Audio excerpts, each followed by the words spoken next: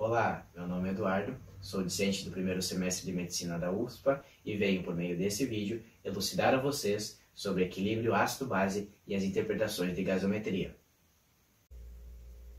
Primeiramente, vou esclarecer alguns conceitos básicos, fundamentais ao compreendimento dessa aula, como o pH, potencial hidrogeniônico, que expressa a concentração de íons H+ em solução aquosa. Ele indica se uma solução é ácida, quando o pH está abaixo de 7, neutra, quando o pH é igual a 7, ou alcalina, quando o pH está acima de 7. Na teoria de Arrhenius, um ácido se caracteriza por liberar íons H+ em solução aquosa, e uma base por capturar esses mesmos íons. O pH tem papel importante no funcionamento dos organismos, pois atua em etapas metabólicas essenciais. Nos organismos complexos, por exemplo, há uma regulação enzimática da homeostasia, ou seja, proteínas enzimáticas regulam a ação do metabolismo com a finalidade de mantê-lo funcionando adequadamente. A eficiência dessas enzimas depende do pH e, portanto, a alteração desses leva a graves problemas no metabolismo, podendo gerar até a morte caso não controlada. Desse modo, o corpo dispõe de mecanismos para o controle do pH arterial, que deve se manter entre 7,35 a 7,45. Os mecanismos de defesa do organismo contra alterações do pH são químicos ou então fisiológicos, e ambos estão interligados. Os mecanismos químicos são chamados de sistemas tampão e são representados por substâncias químicas dissolvidas no plasma que agem com ácidos e bases oriundos, por exemplo, do próprio sistema metabólico, de medicamentos ou distúrbios fisiológicos, neutralizando-os.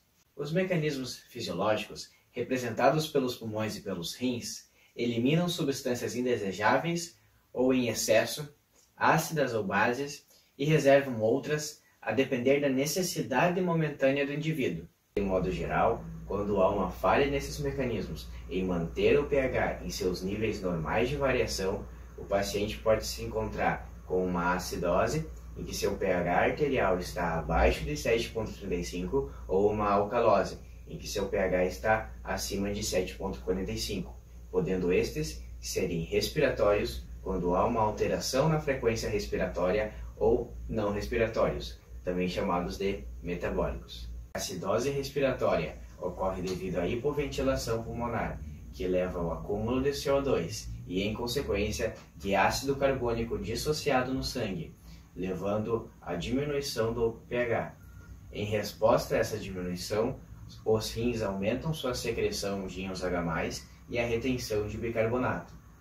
Essa hipoventilação pode ser causada por um enfisema, por uma pneumonia, por obstrução no trato respiratório, por medicamentos que deprimem o sistema nervoso central ou pela inalação de CO2 em excesso.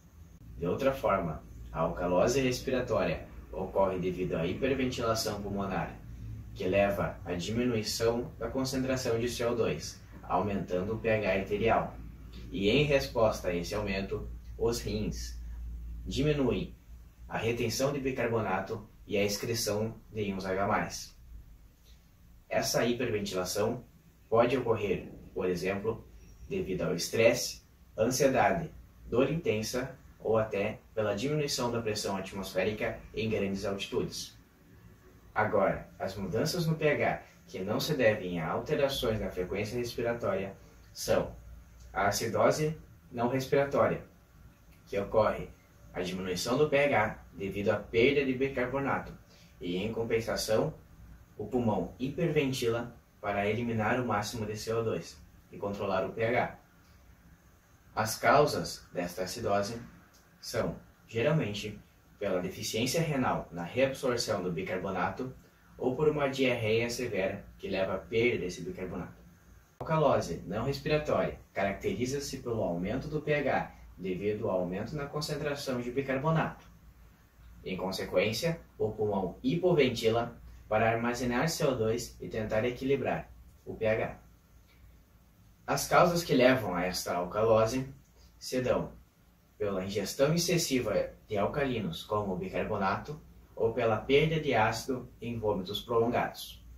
Assim encerro minha apresentação, que eu fiz para a seleção de monitoria da cadeira de Biofísica da Universidade Federal de Ciências da Saúde de Porto Alegre.